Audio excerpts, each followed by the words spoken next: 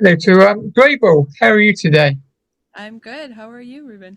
I'm very well, thank you for letting me chat to you today. So it came to me roughly, how long have you been a singer-songwriter for? Well, for quite a long time, I think since I was probably about 9 years old, I started writing, but I haven't really gotten serious into it till about 2021. So, like 4 years now. So what is it like to release your debut single called Traffic? Traffic. Oh, we're going back in time. Um, Traffic was exciting. I didn't know what people were going to think of it, and it was my first one released. So it was nerve wracking, but it was really fun. And people seemed to like it. So I kept going.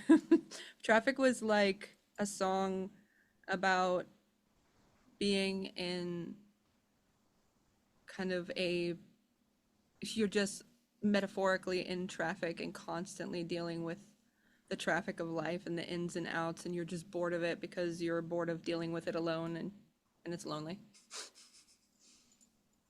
So did you go to a recording studio or did you do it in your in-house?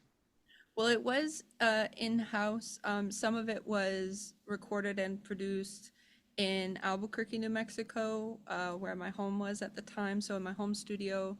Some of it was recorded in a hotel in Santa Fe, New Mexico, um, near the end of it. But most of it was actually recorded in my car, in my Volkswagen. Um, they kind of acted like a vocal booth. It was like the best vocal booth was in the car. That's good. So can you tell me more about your debut album called I Think I'm Fine? I think I'm fine. Yeah, that one was a pop motivated album.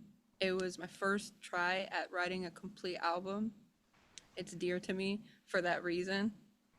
And it kind of touches on like healing from struggles you've dealt with or mental issues. Sometimes mental illness was discussed in that album. And, you know, when you start to get a hold of your life and make things change for the better and gain confidence, you start to think, maybe I think I'm fine.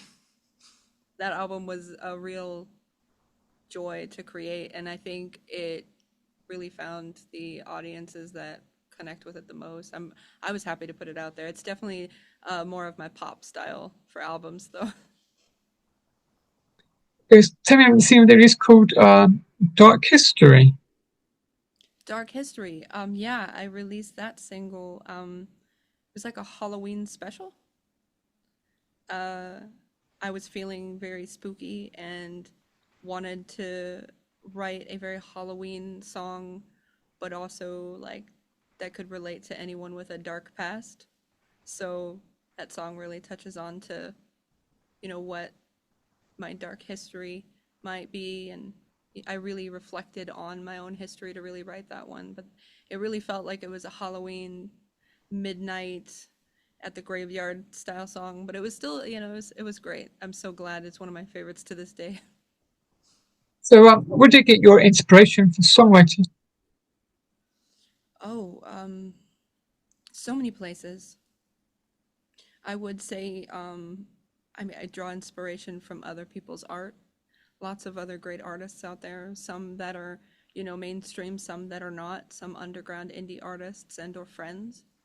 Um, a lot from like a rock culture mixed with a pop culture. I always tell people that if you were to combine Christina Aguilera with Metallica, that would be me.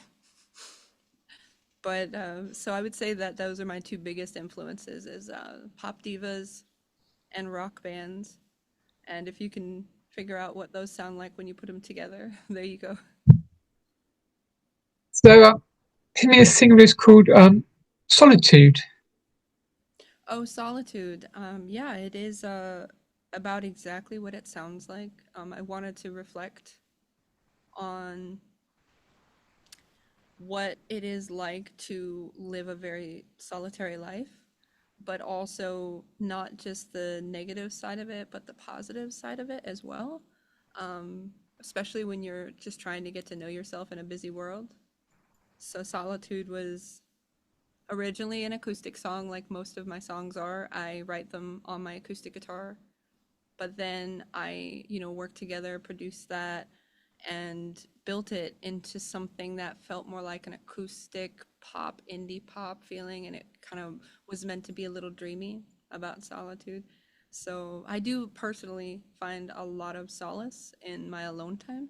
So I wanted to write about that, and I'm sure there's plenty of other people that can relate to that.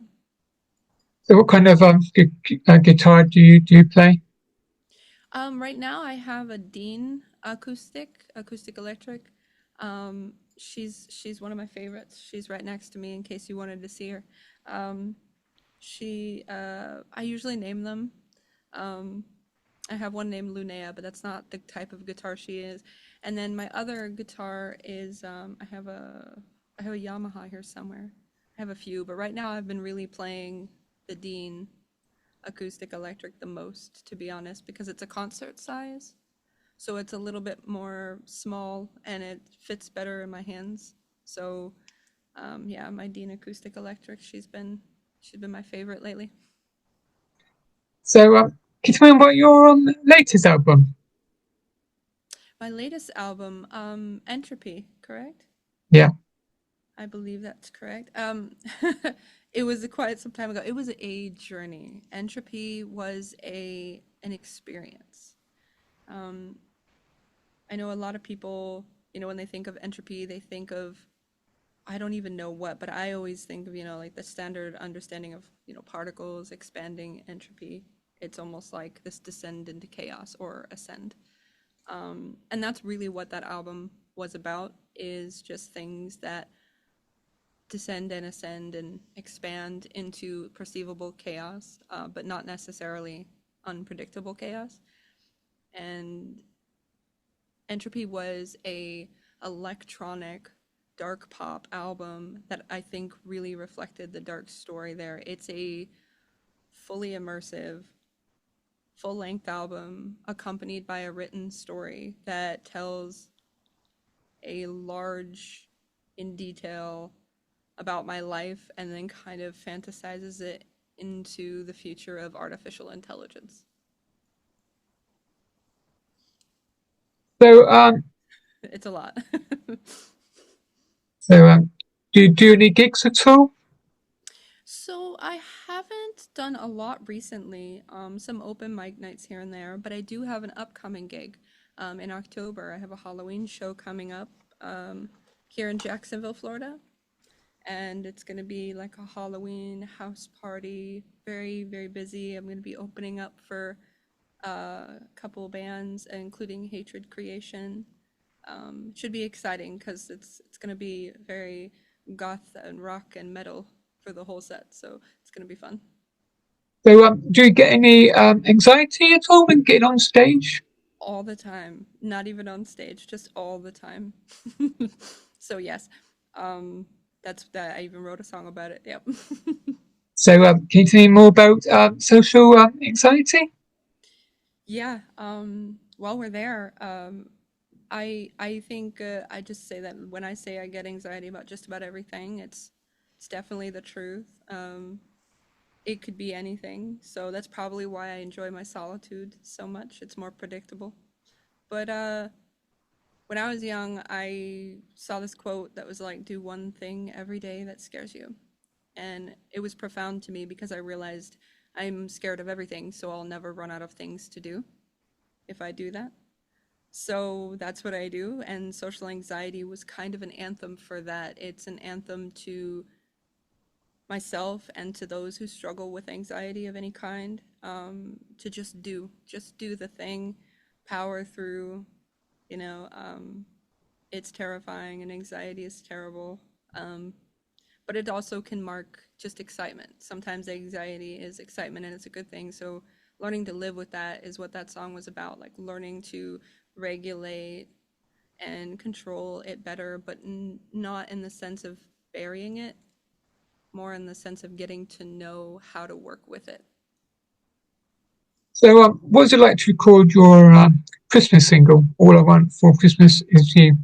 Oh, my cover for Mariah Carey.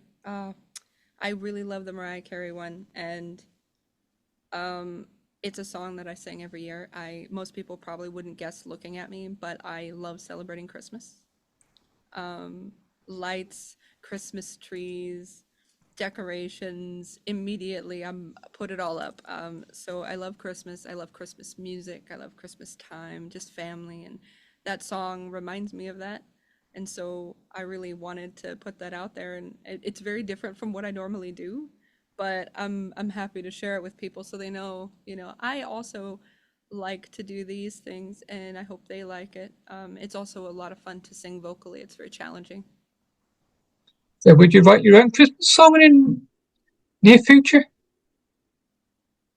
You might have just inspired something. Um, I haven't thought about that, but perhaps it might be an idea now. I'm gonna write that down. I might Grable Christmas song. I guess we'll see. So, can you tell me more about your latest single called Day? Day, yes, day. Day is. I feel like it's really speaking to not only the people, but sonically, it's speaking to my music influence of rock. A lot is coming out in that.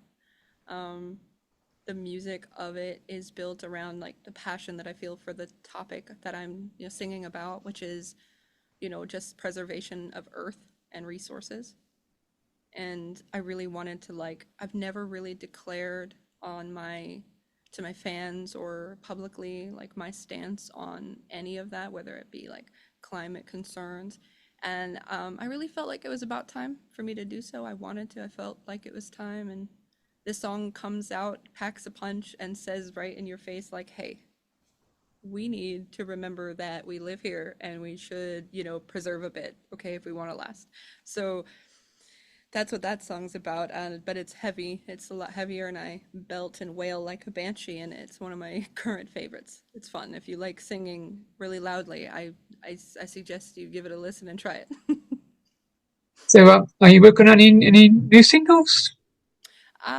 I'm always working on something new. Um, I don't know exactly, like I can't say exactly what's next, only because there's so many things that I do. I don't have a linear structure.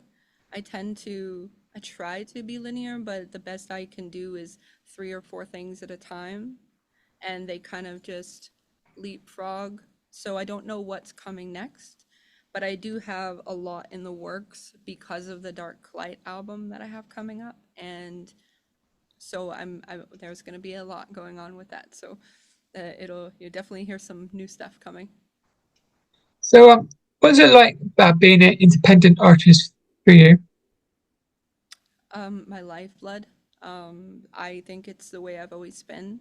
Um, Sometimes it's a bit inconvenient, whether it's inconsistent scheduling or just working around, normal life and work or finding time and focus. But overall, if anyone said, please write a review on this, I'd 10 out of 10 stars. I wouldn't change a thing. It's part of who I am. Um, so yeah, it's been a great experience for me, and I've gotten to meet so many amazing people and work with some amazing people along the way, and I hope to keep doing that. So, have you got any upcoming gigs you want to promote? Yeah, it's just that one coming up, Halloween. It's gonna be us and Hatred Creation and a couple of slam bands. If you're in Jacksonville, Florida, definitely connect with me on Instagram so I can shoot you the info for that. I'd love to have you come join. We're gonna have a bunch of cool stuff for you to get while you're there, some shirts, CDs, stuff like that. Um, and it's gonna be a rockin' good time, so be ready to hear loud music.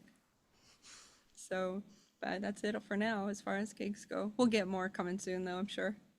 So, any thoughts about coming to the UK? Some great independent music venues around the UK. I would love to. Um, if that comes to be, it's in my mind. I have a lot of friends and other people that I like to work with over in, the UK and in Europe, and I would love to just take Grable and tour Europe. I don't have anything on the books yet though, but it's definitely on my mind. It's written down so you guys aren't getting forgotten for sure. So, finally, can you tell me, listeners, where can I find you on your social media? Yeah, I think it's pretty cohesive. I finally got it to where they match, so it's easier to find me everywhere. But everything's at Grable Music. And if you can't find me by at Grable Music, then you can look up just Grable with the weird A, but it's easier just to look up at Grable Music. There is one other option, and that's my website. It's cgrable.com, but that's like the letter C. Let me chat to you today. Oh, yes, of course. Wow. Yeah, of course. No, thanks for having me. I think it's my blessing. So I'm glad to be able to come on your podcast. And enjoy the rest of your day. You as well. Yeah, goodbye.